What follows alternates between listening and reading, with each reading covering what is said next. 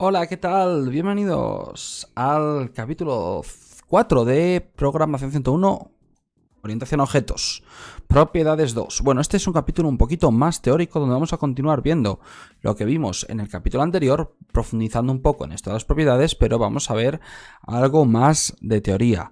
Necesito que sepáis bien lo del capítulo anterior para poder continuar con esto, ¿de acuerdo? Así que lo primero que vamos a ver es cómo limitar la lectura y la escritura de campos usando las propiedades. Por ejemplo, aquí tenemos una clase de ejemplo, la he llamado Example Class, como veis no me he comido mucho la cabeza, que tiene un campo privado pues de enteros, que se llama /number, ¿vale? Y una propiedad que lo expone, que se llama number con mayúscula, pero que únicamente expone el que lo podamos leer. De manera que si nos vamos a nuestro program.cs y creamos un objeto de esta clase, ahí lo tenemos. Fijaros que perfectamente podemos leer sin ningún problema el campo obj.number. No hay ningún problema. Sin embargo, si intentamos fijarlo,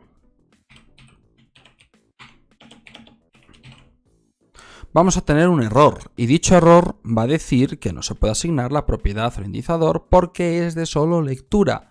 Esto ocurre al poner solo el head en nuestra propiedad y al no poner el set. De manera que nos encontramos con este error que evidentemente no nos va a dejar compilar, no nos va a permitir compilar y tendremos que eliminar esta línea y no intentar establecer obj.number. Bien, tenemos también el caso contrario. El caso contrario ocurre cuando tenemos una propiedad, en este caso secret message, y podemos fijarla a un valor. Sin embargo, no podemos obtenerla. Fijaros, es el caso contrario. Vamos a cambiarla. Se llama secret message con la S mayúscula, que /, recordamos que son los campos. Vamos a intentar ponerle aquí un string.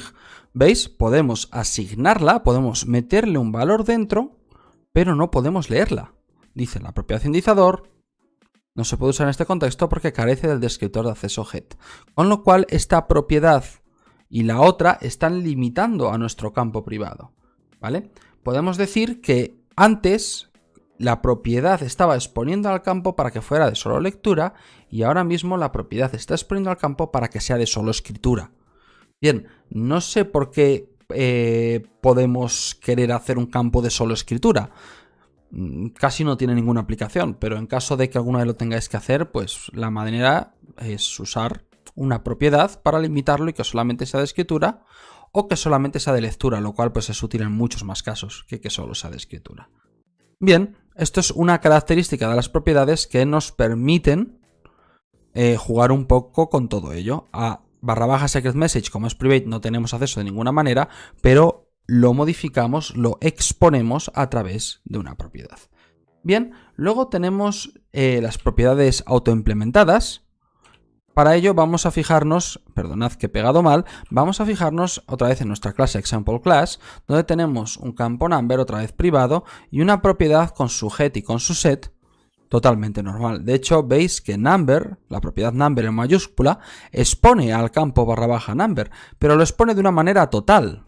Es decir, el set dice que fije el campo a lo que le pasamos como value, y el head dice que devuelva lo que contiene el campo. De manera que esto sería exactamente lo mismo, por decirlo así, que poner public int number. Es decir, tener un campo público, ¿no?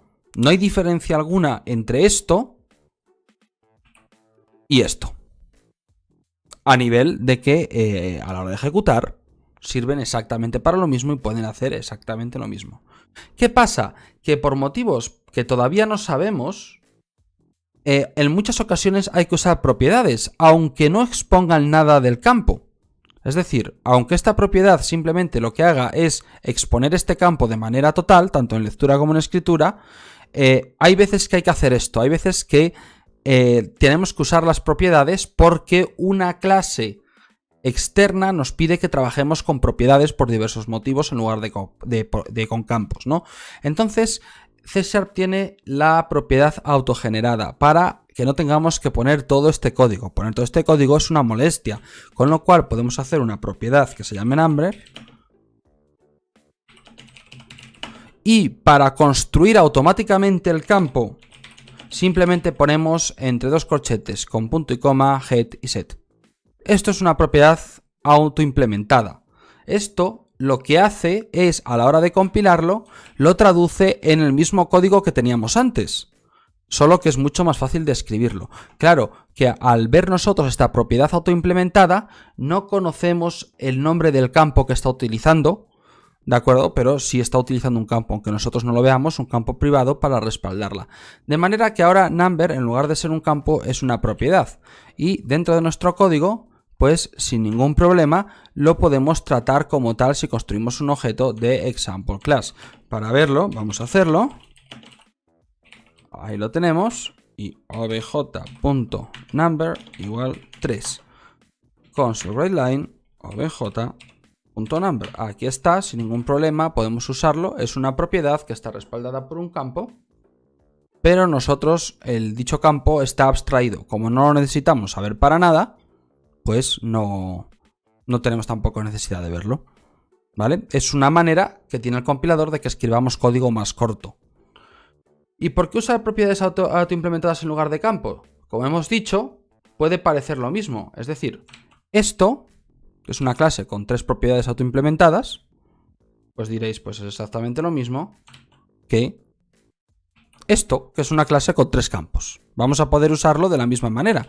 De hecho, lo podemos comprobar. Si nosotros, por ejemplo, aquí pedimos name, vamos a poner un string, por ejemplo, Fernando, y llamamos aquí name, va a funcionar perfectamente. Evidentemente, la consola nos va a pintar Fernando.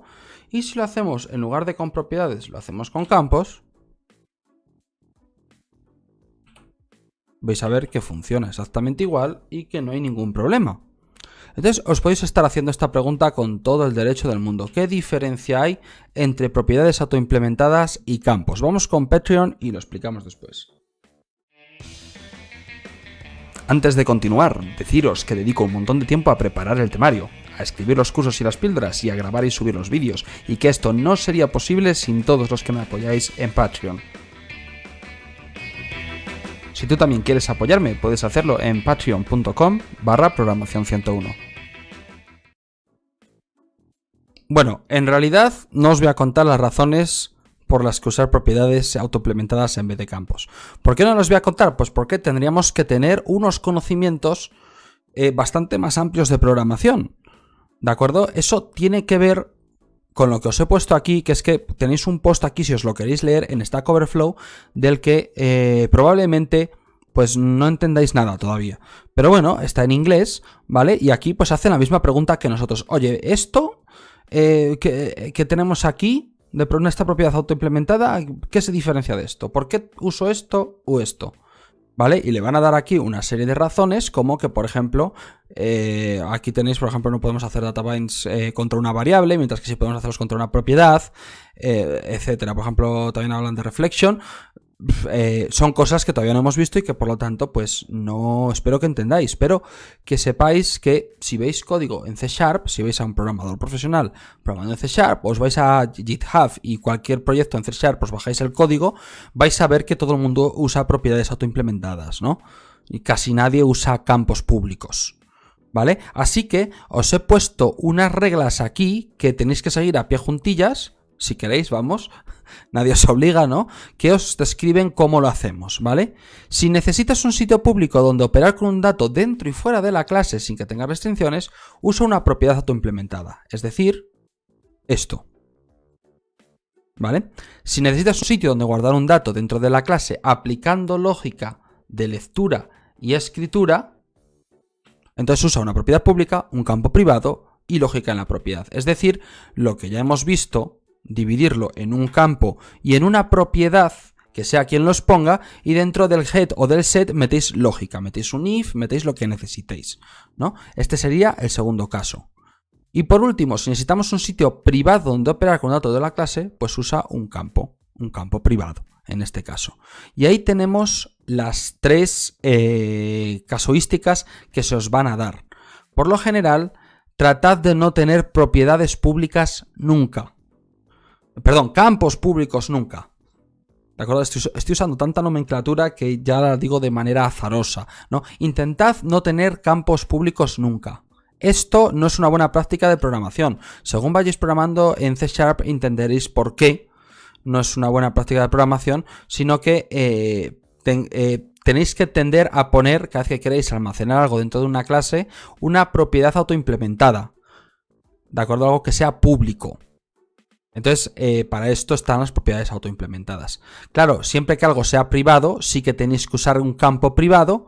Y si algo queréis que sea público, pero que tenga cierta lógica a la hora de introducir los datos, entonces usáis un campo y los ponéis mediante una propiedad. Bien, y este capítulo que os he hecho aquí, que se llama En otros lenguajes de programación, diréis, ¿qué tiene que ver si yo estoy aprendiendo C#? Bueno, es importante esto porque las propiedades están presentes únicamente en C#, no las encontrarás en Java, no las encontrarás en C++ o en C, y no las encontrarás en otros lenguajes, ¿vale? En C# es una cosa bastante habitual y todo el mundo programa con propiedades y de hecho hay muchas librerías externas. Se me ocurre pues la más usada ahora mismo en NuGet, que es Newtonsoft Newtonsoft JSON, me parece que es la librería más usada ahora mismo en NuGet de C#. Requiere propiedades para serializar el JSON. Si no os habéis entendido esto último, no os preocupéis, ya lo entenderéis. Pero bueno, muchas librerías externas requieren propiedades, todo el mundo programa con propiedades, así que en C# propiedades. Bien autoimplementadas, bien con una lógica detrás, ¿vale? Pero al carecer de propiedades, otros lenguajes de programación como Java, pues para dar acceso a los campos, la lógica es usar métodos que empiecen por get y por set.